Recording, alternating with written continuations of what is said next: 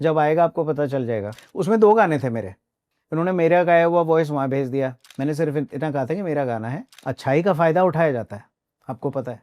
जी। Industry में कोई भी इंसान अगर बहुत ज़्यादा अच्छा है दिल का, तो वो वल्नरेबल हो जाता है। वो लगता है कि हाँ यार, इसको तो दबाया सकते, इसको पेमेंट भी मत दो, इसको ऐसे ही गवा लो, इसकी आवाज़ इरेज़ भी कर दो तो भी क्या बोलेगा हमको। बहुत सारी चीज़ें होती हैं, हमारे साथ हुई हैं। आवाज इरेज हुई लोगों है ने आपकी? किया, हाँ, कितने गाने ऐसे हुए जो हम गा कर आते हैं, जब हम पहुँचते हैं तो विशाल शेखर के साथ मैंने गाना किया था, it was for raw one के लिए गाना ओ। था। वो गाना था, ओ ओ मेहरबान मेरे मेहरबान, ये वाला जो गाना था ना, बाद में शफ़क़त अमानत अली ने गाया वो गाना फुल डब किया था मैंने, लेयर से लेके हार्मनीज़ और पूरे लेयरिंग, और उसके बाद पूरा गाना कंप्लीट गाना कराने के बाद, सब कुछ होने के बाद, डायरेक्टर ने सोचा कि नहीं, इसको थोड़ा-सा कुछ अलग किया जाए। उन्होंने मेरा गाया हुआ वॉइस वहाँ भेज दिया, दुबई। फिर उन्होंने सुन के गाया। अब मुझे पता कैसे चला? क्योंकि कुछ नोट्स ऐसे अलग मैंने लगाए थे जो कॉम्पोज़िशन के अंदर नहीं थे, हम्म। है ना? तो वो शफ़क़त ने गाए। तो फिर मुझे लगा कि हाँ यार, ये इसका मतलब मेरी आवाज़ को भेजा गया वहाँ पर। तो होता है, गाने इरेज़ हो जाते हैं। तो इसमें कंपोज़र्स भी क्या करें, कंपोज़र अपनी तरफ से ट्राई करते हैं कि आपकी आवाज़ आए, but at the end of the day producer का कॉल होता है, डायरेक्टर का कॉल होता है, कभी-कभी म्यूज़िक कंपनी या लेबल बोलती है कि नहीं, चेंज कर दो सिंगर। तो यही हो रहा है आजकल। तो आप गाना गा के जब आते हैं, उसके बाद तो बस जय हनुमान जी करो कि आ गया, तो किस्मत अच्छी है तो आपकी आवाज़ में गाना आएगा। हम आजकल बताते भी नहीं, कोई भी पूछता सर आपके अगले गाने कौन से आ रहे हैं? हम बताते नहीं, हम बोले भैया गाया है बहुत सारे गाने, जब आएगा आपको पता चल जाएगा। क्योंकि अगर हम बता दें और कल को किसी और सिंगर की आवाज़ में आ गया, लोग बोलेंगे भैया ये तो झूठ भी बोल दें। हम्म। तो आजकल तो सब कुछ ऑन रिकॉर्ड रहता है। हम्म। जब अच्छे ये जो इंसिडेंट आप बता रहे हैं ना, मेरे हुँ, को याद आता है, एक फिल्म थी हुँ, राज 2, राज द मिस्ट्री कंटिन्यूज करके था। हाँ, उसमें एक गाना था सोनियो, हाँ, वो सोनू निगम साहब की भी आवाज में था और वो करेक्ट। आपकी आवाज में भी था। जी, जी, जी। अगेन ये वही दौर था, 2007 8 9 का दौर जी, था, और जी। मुझे क्लियरली याद है कि सोनू निगम साहब ने गजब गाया था। बट आपका वाला जो एक वर्जन था ना, जी। उसमें आलाप, उसमें थोड़ा दर्द, उसमें थोड़ा उस तरह की चीजें वो दिखती थी। हुआ क्या था कि वो गाना जो था, वो गाना राजू सिंह जी ने कंपोज़ किया था जी। और कुमार ने वो गाना लिखा था। और बहुत ही बेहतरीन कुमार पाजी ने लिखा था गाना। और उसके बाद क्या हुआ, राजू सिंह जी ने मुझे बुलाया कि ये कंपोज़िशन है, सोनू भाई ने ऑलरेडी गा रखा है, तो आप एक बार सुन लो इसको। मैंने कहा अगर सोनू भाई ने ये गाया है गाना तो मुझे सुनाओ ही मत इसको, हम्म। क्योंकि फिर मतलब मेरे ज़हन में फिर वही-वही सुर लगेंगे, है ना? जो हम्म। उन्होंने लगाया है। आई विल ट्राई माय, हैं? तो मैं इसको, आप खाली गा के बताइए कंपोज़िशन क्या है, मैं अपने एक अलग स्टाइल में इसको गाता हूँ। हम्म। तो फिर उसका जो अंतरा है ना, आता है ना, बिन तेरे कदमों तले राहें नहीं है, तुझ में कहीं है मेरी ज़मीं, तू दे दे मेरा साथ, थाम ले हाथ, चाहे जो भी हो बात, तू बस दे दे मेरा साथ, सोनियो।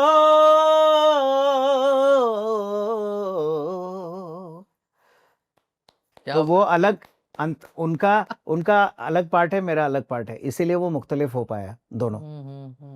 Right right. उनका है क्या कहूँ ए जिंदगी, उनका ऐसा है, और मेरा है बिन तेरे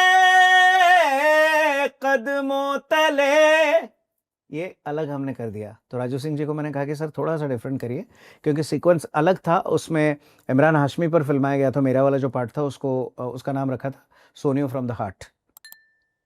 तो सोनू जी को बुरा लगा था कि ये सोनियो फ्रॉम द हार्ट क्यों रखा है, हम्म। मेरा खाली सोनियो क्यों रखा है। उस वो श्रेया जी ने और सोनू जी ने दोनों ने मिलके गाया था।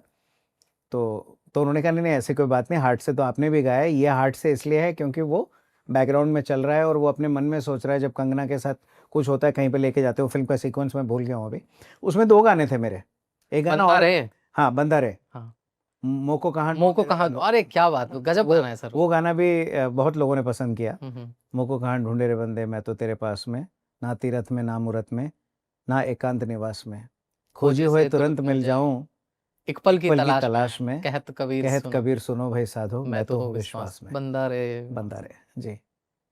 तो ये 2 गाने तब गाए थे। तो सर ये तो इधर-उधर के गाने हैं और बहुत ही बेहतरीन गाने हैं, लेकिन अब मैं उस गाने का ज़िक्र करना चाहता हूँ, जो गाना अब एंथम बन चुका है। हुँ, दिल टूटे हुए आशिकों का एंथम, सिंगल लौंडों का एंथम, जी, जी। ठुकरा के मेरा प्यार, मेरा इंतकाम देखेगी। एक वक़्त था कि बड़ा पछताओगी और ठुकरा के मेरा प्यार, इन दोनों में कॉम्पिटिशन चलना शुरू हुआ।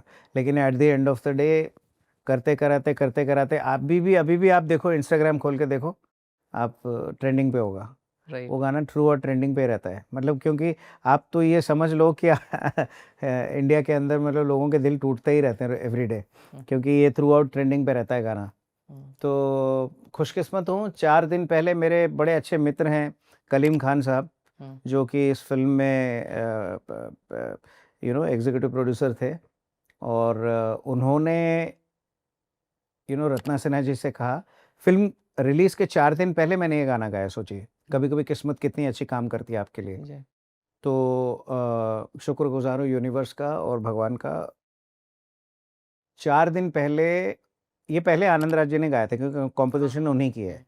तो उन्होंने कहा कि यार आनंद जी ने गाया तो बहुत बेहतरीन है, लेकिन it is not going with Rajkumar Rao, hmm, somewhere और द अदर।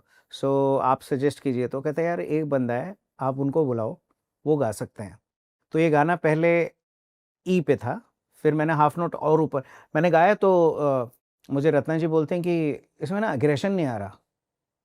तो मैं कहा हाफ नोट ऊपर कर देते हैं, और एग्रेशन चाहिए। तो हाफ नोट और ऊपर कर दिया। कहते गा लोगे आप इतना ऊँचा? मैंने कहा गा लूँगा, सुन लीजिए आप।